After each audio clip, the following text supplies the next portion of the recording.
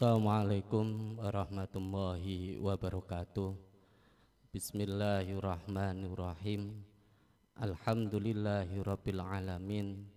Wassalatu wassalamu ala asrafil anbiya'i wal mursalin sayyidina wa maulana Muhammadin wa ala alihi waswabi ajma'in, amma ba'd. Yang kami hormati dan yang kami muliakan panjenenganipun Romo Kyai Haji Ahmad Laik Athailah selaku Rais Suriah NU Cabang Kencong. Yang kami hormati dan yang kami muliakan pengurus Yayasan Yunisma Kencong. Yang kami hormati seluruh keluarga besar SMK Ma'arif NU Kencong.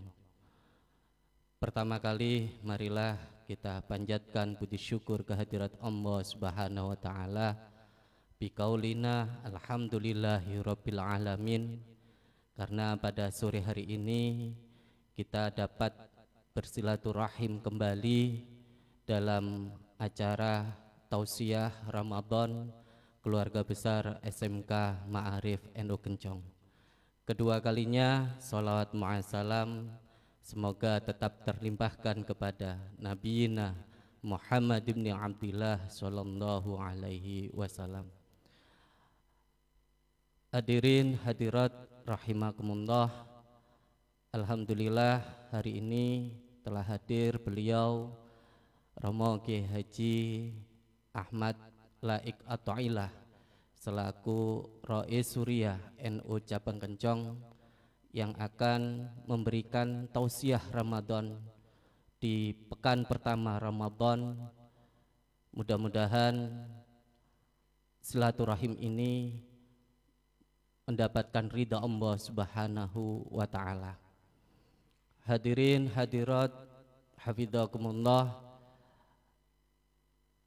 kita akan dengarkan tausiah beliau Romo Kyai Haji Laik Athailah tentang fadilah-fadilah puasa Ramadan, dan saya harap seluruh keluarga besar SMK Ma'arif NU Kencong, khususnya siswa-siswi SMK Ma'arif NU Kencong, bisa mengikuti sampai selesai dan bersama-sama ingin mendapatkan barokah ilmu dari panjenenganipun Romo Kyai Haji Ahmad Laik Athailah.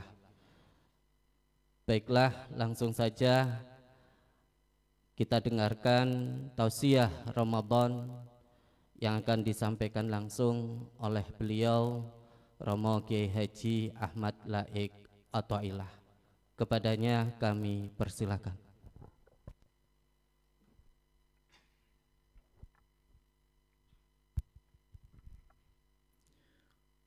Assalamualaikum warahmatullahi wabarakatuh.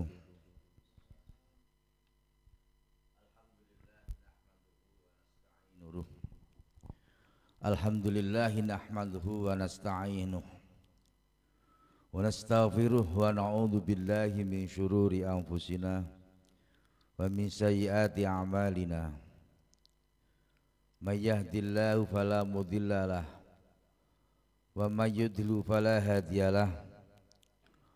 Allahumma shalli ala sayyidina Muhammad ibni Abdillah wa ala alihi wa sahbihi wa man tabi'ah, amma ba'dah.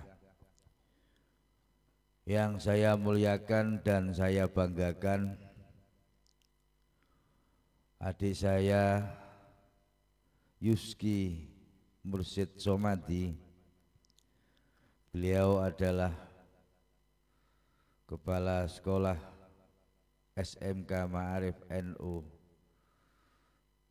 ponjen kencong, semoga selalu diberi rahmat oleh Allah Subhanahu wa taala. Segenap ketua yayasan SMK, tenaga pengajar, Bapak Ibu guru semuanya yang saya muliakan, adik-adik siswa-siswi SMK yang saya cintai dan saya banggakan. Alhamdulillah pada sore hari ini kita masih diberi beberapa nikmat oleh Allah Subhanahu wa taala sehingga dapat menunaikan menjalankan kewajiban sebagai muslim, yaitu melaksanakan puasa Ramadan yang pada hari ini tepatnya sudah sampai berapa? Empat. Semoga kita selalu diberi kekuatan sehingga sampai nanti paripurna Ramadan selesai kita bisa melaksanakan ibadah yang sangat mulia ini, juga mengisi dengan kegiatan-kegiatan yang positif yang bisa mendorong kita untuk bisa mendekatkan diri pada Allah Subhanahu wa taala sebagai orang yang takwa. Para bapak, adik-adik semuanya yang saya muliakan, Nabi Muhammad sallallahu alaihi wasallam pernah bersabda, innal jannata mushtaqatun ila arba'ati nafarin. Surga itu sangat rindu kepada 4 kelompok. Nomor 1 adalah talil Quran, orang yang ahli yang gemar membaca Al-Quran. Yang nomor 2 adalah hafizul lisan, orang yang selalu bisa menjaga lisannya kecuali mengucapkan sesuatu yang bagus menurut syara. Nomor 3 adalah mut'imul ji'an, orang yang mau memberi makan orang yang sedang lapar. Dan yang nomor 4 adalah was-shaimina fi Ramadan, orang-orang yang mau melaksanakan puasa bulan Ramadan. Para bapak, adik-adik semuanya yang saya muliakan, pertama kali adalah orang yang gemar membaca Al-Quran yang sangat dirindukan oleh surga. Apa hubungannya dengan bulan Ramadan? Pada bulan Ramadan tentu tidak asing lagi tadarus di mana-mana, siang, malam, kadang-kadang kebablas melebihi jam 11 malam yang seharusnya menjaga lingkungan harus istirahat. Saking senengnya membaca Al-Quran tidak terasa. Apa hubungannya? Karena memang bulan Ramadan ini adalah syahrul Quran. Kalau kita masuki bulan 8 misalkan bulan Agustus, tentu sangat identik merah putih, di mana-mana pun pasti merah putih, apa itu umbul-umbul, apa bendera, sampai kadang-kadang mukanya itu dicat merah dan putih. Begitu juga bulan Ramadan, karena ini syahrul Quran, maka Al-Quran akan bisa kita dengar sedunia mulai pagi sampai pagi, 24 jam. Maka syahrul Ramadan alladzi unzila fihil Quran hudal linnasi wa bayyinatin minal huda wal furqan. Wa ma syahida minkum syahra falyasum. Al-ayah. Siapakah sebetulnya yang dimaksud oleh Nabi Muhammad SAW talil Quran yang dirindukan surga? Ya orang yang ahli. Yang ahli itu artinya bagaimana? Yang selalu menjadi kesibukan. Misalkan ada tukang bangun. Nah, tukang bangun berarti tukang membuat rumah. Terus siapakah dikatakan ahli Quran? Para ulama memang beda pendapat. Ada yang mengatakan orang yang dirindukan oleh surga gara-gara ahli Quran itu, ulama ada yang mengatakan minimal 100 ayat setiap satu hari satu malam, bukan 100 surat, 100 ayat. Jadi kalau orang itu satu hari satu malam sudah bisa melaksanakan membaca Al-Quran 100 ayat, itulah termasuk orang yang dirindukan oleh surga. Nanti ketika bangun di yaumul ba'ts, di hari kebangkitan, maka tidak adalah khaufun alaihim walahum yahzanun, dijemput oleh panitia surga para malaikat.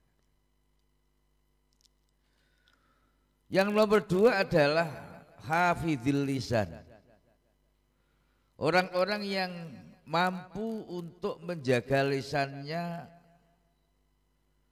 dijaga jangan sampai berbicara yang tidak ada manfaatnya, atau berbicara dijaga jangan berbicara suatu yang jelek menurut agama, menurut Islam. Sehingga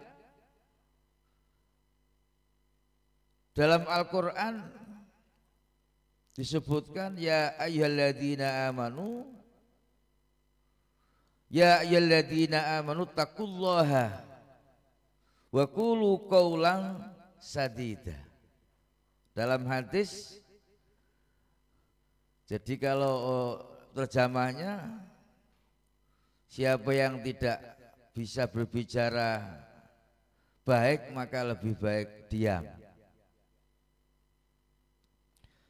Para hadirin hadirat semuanya, pendengar pemirsa yang saya muliakan, sehingga ada dalam hal ini hafizul lisan, saking pentingnya lisan dijaga karena sumber kesalahan, sumber kemadharatan seseorang itu antara lain disebabkan oleh lisan.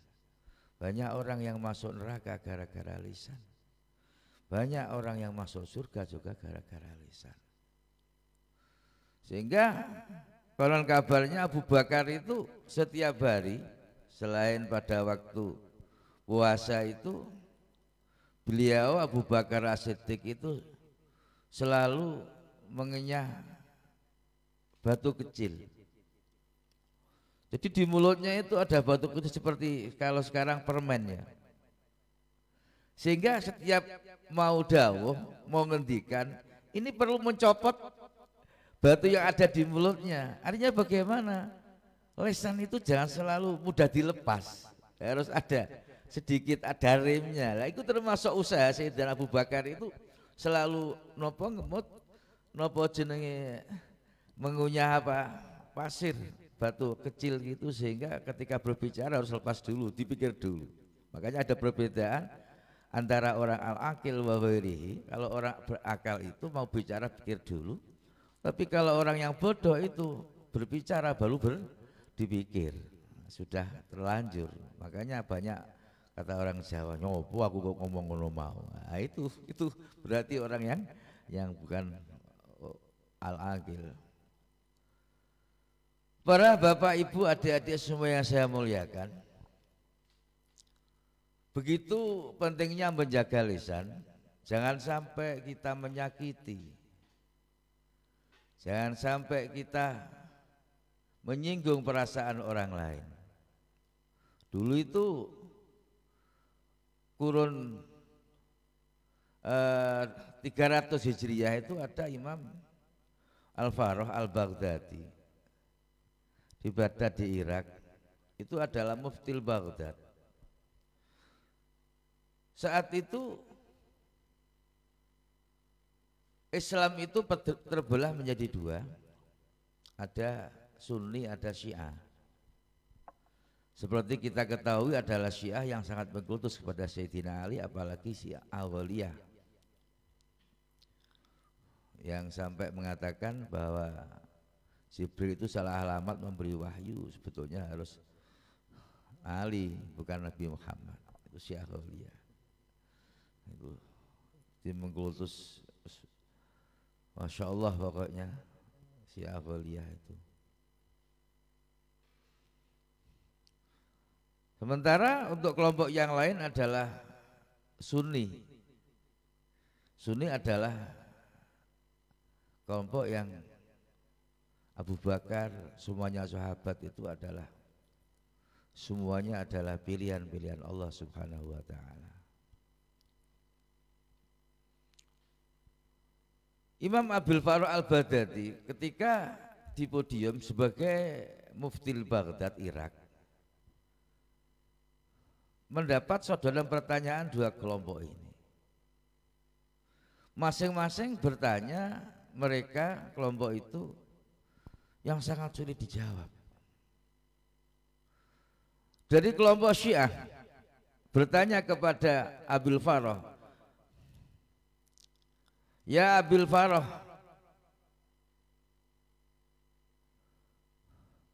cara jawane wahai Abi Farah, orang yang paling mulia setelah Nabi Muhammad itu siapa?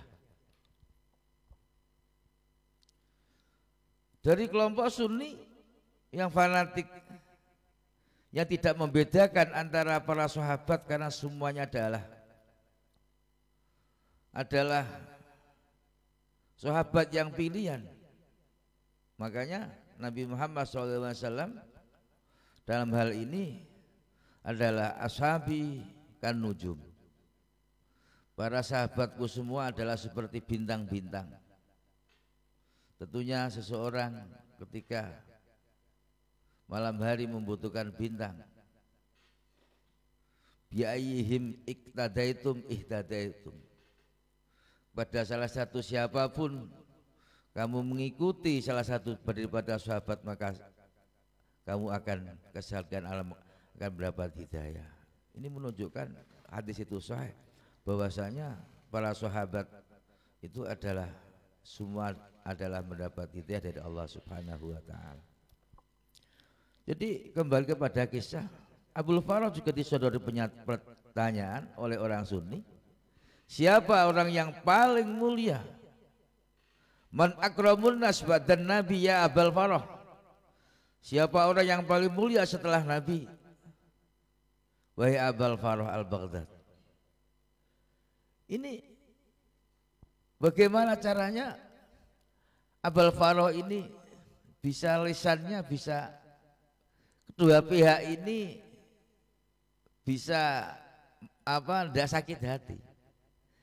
Misalkan mau dijawab yang paling utama manusia yang paling mulia setelah Nabi adalah Abu Bakar, ini akan sakit hati kelompok Syiah. Sementara kalau dijawab Sayyidina Ali setelah Nabi yang paling mulia, kelompok Sunni akan tidak senang, akan marah. Maka bagaimana caranya Abul Farah menjaga lisan? Beliau adalah ahli bahasa, memakai bahasa Arab isim domir yang sekiranya kalau isim domir itu bisa dikembalikan ke sana, tarik kemari, sehingga apa yang disampaikan oleh Abul Farah, alladzi kanat bintuhu tahtahu, alladzi kanat bintuhu tahtahu. Masih banyak waktunya, masih berapa menit?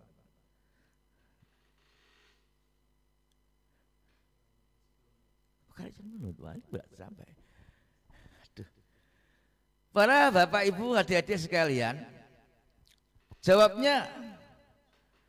jawab daripada Abul Farah, orang yang paling mulia setelah Nabi adalah orang yang anak perempuannya itu dinikahi. Nah, ini siapa? Orang yang anak perempuannya dinikahi. Ini adalah orang yang paling mulia setelah Nabi. Akhirnya dari kelompok Syiah keyakinan siapa yang anak perempuan dinikahi adalah Sayyidina Ali menikah putrinya Nabi. Sementara dari kelompok Sunni mengatakan dobir itu mengartikan orang yang paling mulia adalah Sayyidina Abu Bakar, karena Abu Bakar mempunyai putri Aisyah dinikahi oleh Nabi. Jadi pada marem ini. Itu adalah penjaga lisan bagaimana tidak menyakitkan orang lain. Walane al-muslim man salima al-muslimuna min yadihi min lisanihi wa yadihi. Orang Islam yang baik adalah Islam yang sama sekali tidak pernah menyakiti orang lain baik dengan lisan maupun dengan kekuasaan atau tangannya. Yang nomor 3 adalah mut'aimil ji'an. Orang yang paling dirindukan oleh surga adalah orang yang mau memberi makan orang yang lapar. Artinya bukan apa adanya, kata-kata itu kita artikan apa adanya alat-alatnya, tapi orang yang paling senang orang lapar ketika diberi makan. Orang yang ketika kedinginan yang paling senang dikasih jaket, dikasih selimut. Menyenangkan orang lain itu artinya. Jadi itu hanya bahasa-bahasa isyarat. Jadi mut'aimul ji'an, orang yang menyenangkan hatinya orang lain. Itu maksudnya dalam hadis itu. Dan yang terakhir adalah was-shaimina fi Ramadan. Orang yang berpuasa pada bulan Ramadan sangat dirindukan oleh surga. Puasa dalam Ramadan tidak seperti ibadah-ibadah yang lain. Ketika lewat maka pahalanya qadha itu tidak bisa sama. Kegiatan sholat raweh tidak ada, misalkan malam minggu ini pray lalu diqadhoi untuk malam Seninnya sampai 40 rakaat, tidak ada. Ini memang sangat perlu kita perhatikan bahwa ibadah puasa ini, ibadah-ibadah yang ada dalam puasa juga ini memang tidak ada bandingannya. Yang menjadi pertanyaan itu sering kita dengar adalah naumus shaim ibadah. Nah ini sering ini disampaikan oleh khotib-khotib di masjid, di musola, di media massa. Naumus shaim ibadah wa sumtuhu tasbihah wa du'auhu makbulah wa du'auhu makbul mustajab. Ini bagaimana alurnya? Hadis yang menerangkan bahwasanya orang yang tidur berpuasa tidur itu dicatat sebagai ibadah.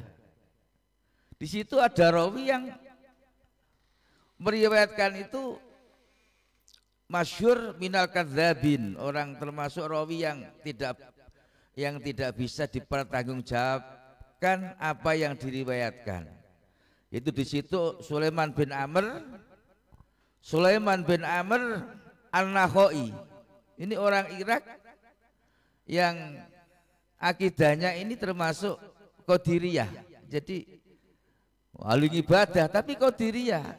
Siapa Qadiriyah? Kelompok yang mempunyai keyakinan bahwa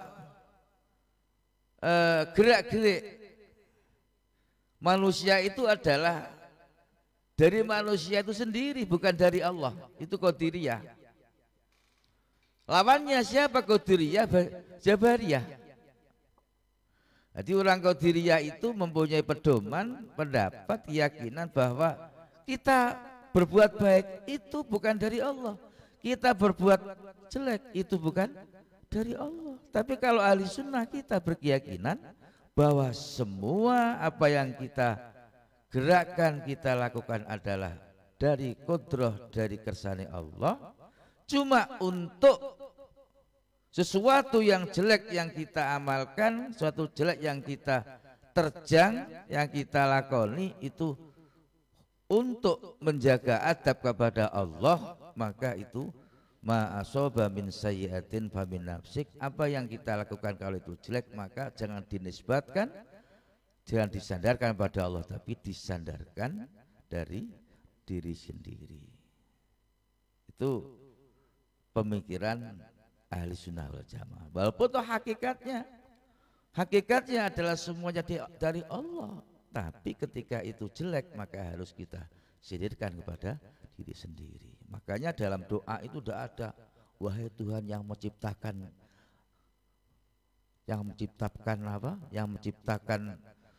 anjing, kan tidak ada.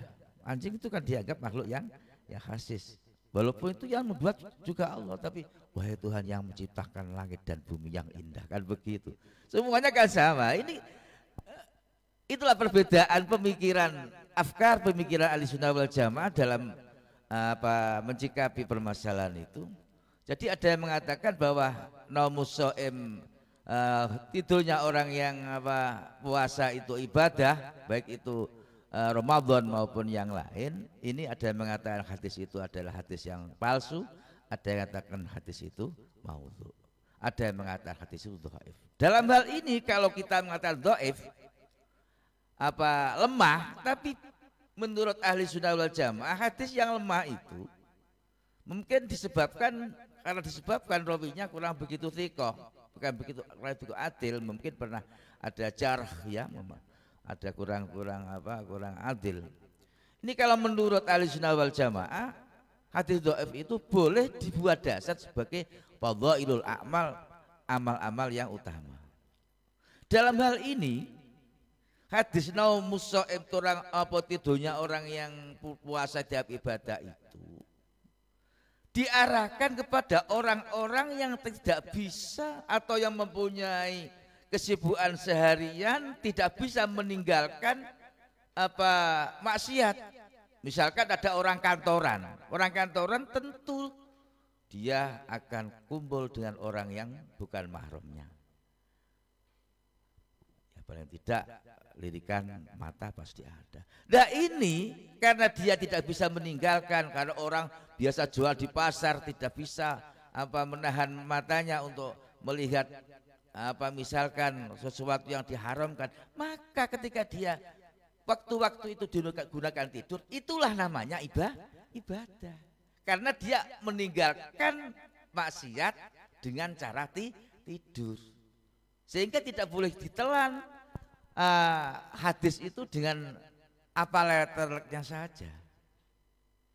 Jadi bagi orang yang kiai misalkan itu tidurnya tidak ibadah ketika dia berpuasa, karena dia tidak tidur itu bukan karena bukan karena meninggalkan maksiat. Kalau tidur itu sekiranya bisa meninggalkan maksiat, maka tidur itu merupakan ibadah. Begitu juga, jadi tidur itu termasuk sesuatu yang nafsu ya, nafsu orang kan mempunyai nafsu makan, nafsu tidur, nafsu kawin, serakat dan sebagainya.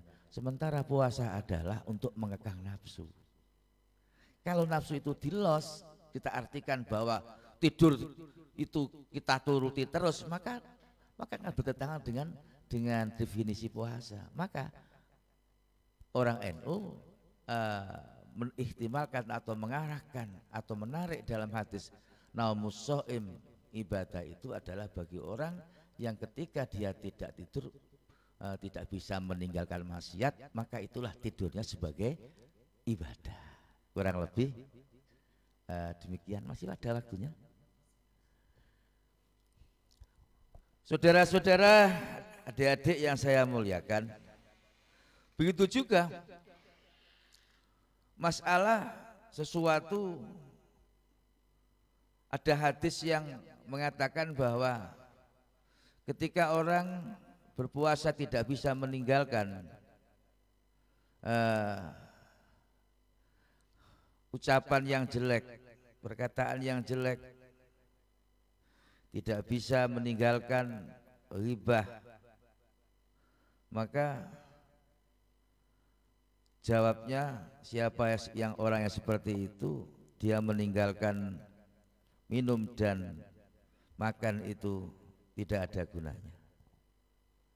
Malam yata qaula zur falaisa lillahi hajatun ila ju'ihi wa atsyi al-hadis al-sahih. Barang siapa yang waktu berpuasa tidak bisa meninggalkan ucapan yang jelek, tidak bisa meninggalkan kebohongan, tidak bisa meninggalkan riba, maka dia meninggalkan makan dan minum itu tidak ada gunanya di hadapan Allah Subhanahu wa ta'ala. Lalu apakah hadis ini juga kita artikan apa adanya? Sehingga kalau kita artikan apa adanya dan kita sampaikan kepada orang umum, maka ini menurut pandangan saya ada termasuk bahaya. Jadi memang untuk menyampaikan hadis maupun ayat Al-Quran sebagai dasar, ini Nabi Muhammad SAW sendiri ini dilihat dari siapa yang kamu hadapi. Jadi sampai ada makanan bahwa orang itu memberi masukan atau ngomong seseorang itu biqadri uqulihim, dilihat kira-kira sampai berapa kemampuannya. Dalam hadis, ketika orang yang tidak bisa meninggalkan lisan, mengendalikan lisan, maka puasanya tidak ada gunanya, itu ya tentunya harus disampaikan kepada orang-orang yang sudah imannya mapan, misalkan di pesantren, misalkan di SMK sini yang sering diberi masukan masalah afat, masalah bahayanya berbicara dan sebagainya. Kalau dibuat khutbah di masjid, khutbah ini orangnya campuran. Kalau begitu lebih baik tidak puasa.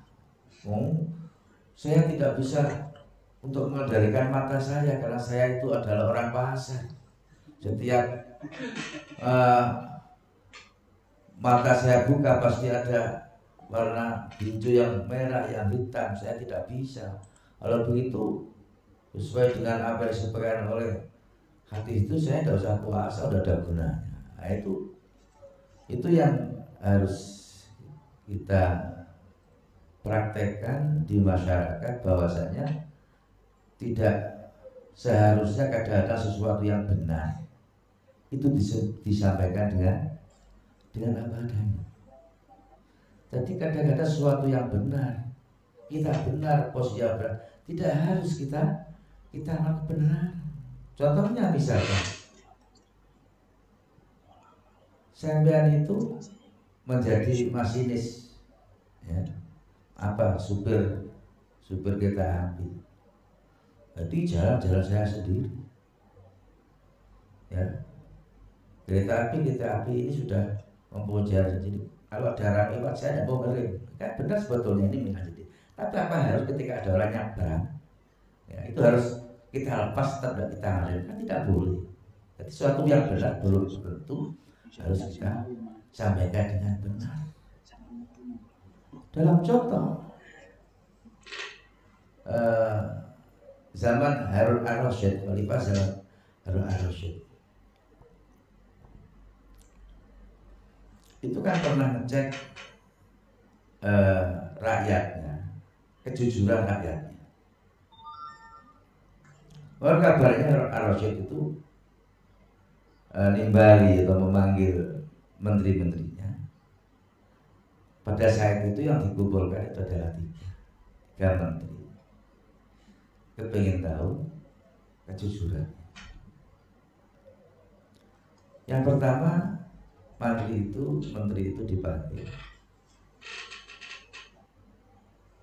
Saat itu Ar-Rasyid itu habis makan makanan yang berbau bawang merah. Selain itu badannya itu habis masuk di kandang sehingga baunya tidak enak.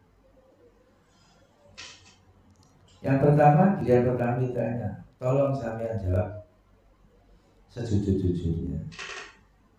Bau saya ini, bau mulut saya dan bau badan saya ini bagaimana? Menteri yang pertama menjawab dengan jujur.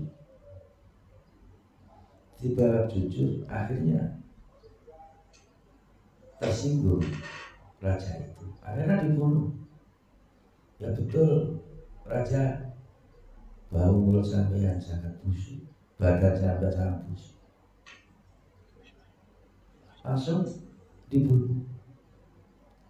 Giliran yang kedua ini sudah merintih ini, saya ini mau jawab bagaimana? Padahal jujur dibunuh. Ya coba-coba saya memuji raja. Yang nomor dua gilirannya dipanggil. Bahasa menteri, bagaimana menurut kamu bau mulut saya dan bau badan saya? Jawabnya yang menteri, sangat harum. Harum sengaja. Tidak pernah saya membau harum parfum seperti ini. Bau tanah dibunuh karena dia ngomong. Dan yang ketiga, ini kan ada jeda. Yang pertama sudah dibunuh, kedua dibunuh. Kan ada jeda untuk berpikir untuk selamat. Bagaimana yang menteri yang ketiga ini menghadapi raja? Juga pertanyaan oleh dari raja seperti itu. Mau jawab jujur tadi, pertama dibunuh, bohong dibunuh. Bagaimana? Akhirnya biar untuk selamat, menteri yang ketiga ini adalah jawab, maaf raja, mulai tadi saya bersih-bersih, hidung saya tersumbat, biar saya jadi tidak membau bau yang harum atau yang tidak harum.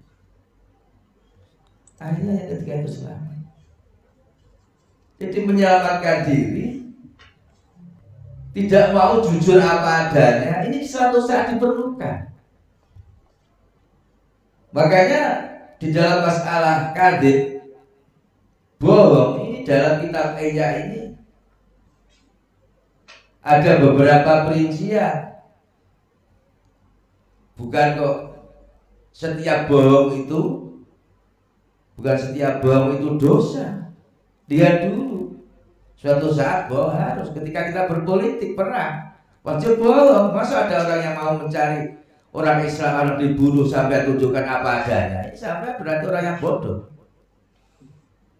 Jadi suatu saat kebohongan itu perlu untuk hifdzun nasl, hifdzus syariah, untuk menjaga badan, menjaga keselamatan dan lain sebagainya.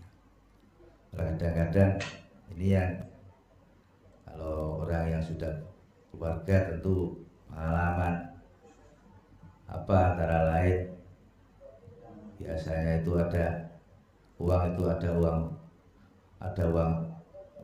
ada uang yang lanang. Ya duit lanang atau duit wedok.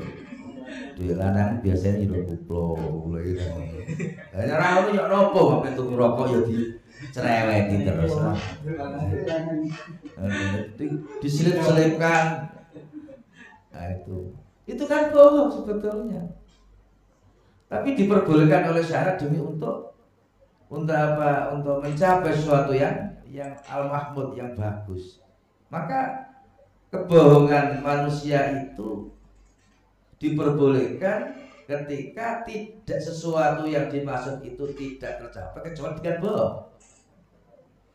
Ketika sesuatu itu bisa dicapai dengan bohong dan tidak, maka haram. Itu definisi masalah kadhib.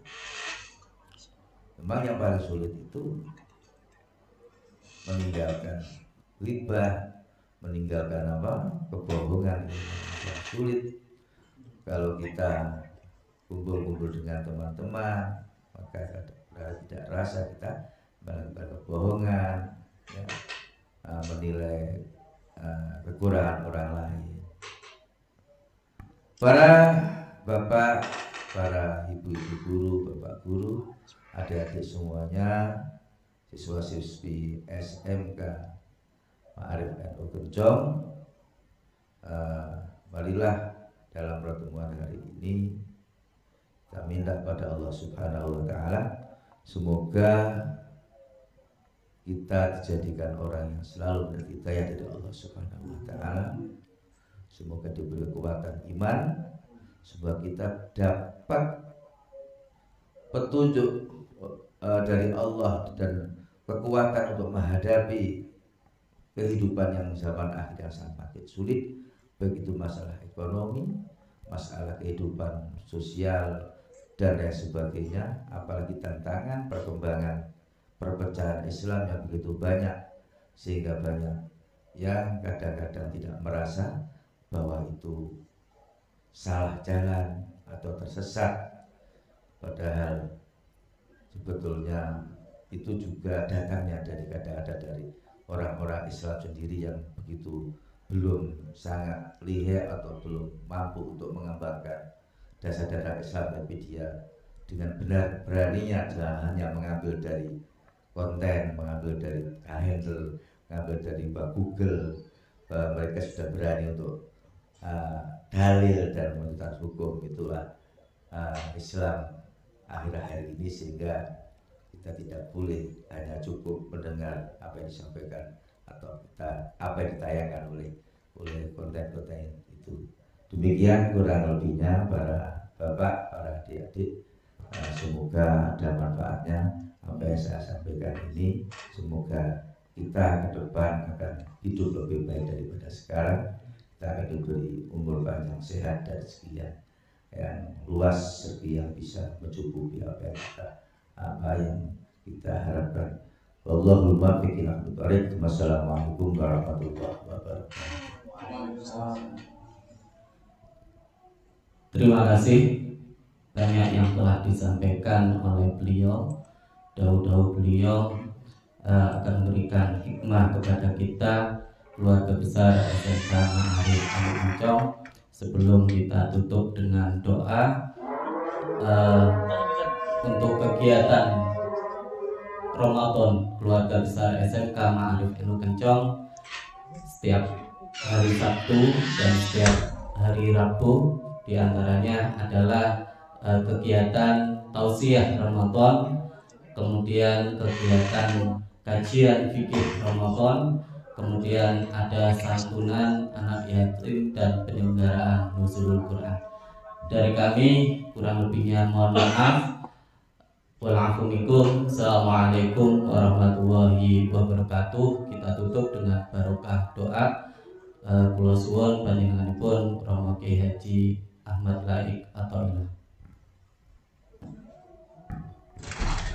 Alhamdulillahirabbil alamin hamdan yuwafina wa ya rabbana hamdika mustaqalan mustaqbal.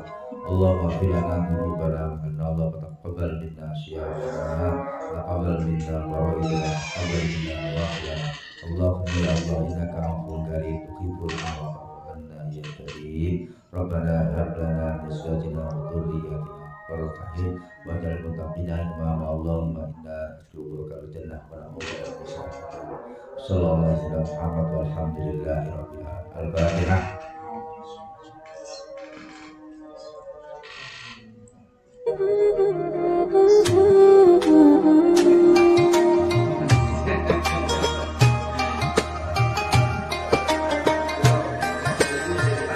Terus akan ngomong itu jalan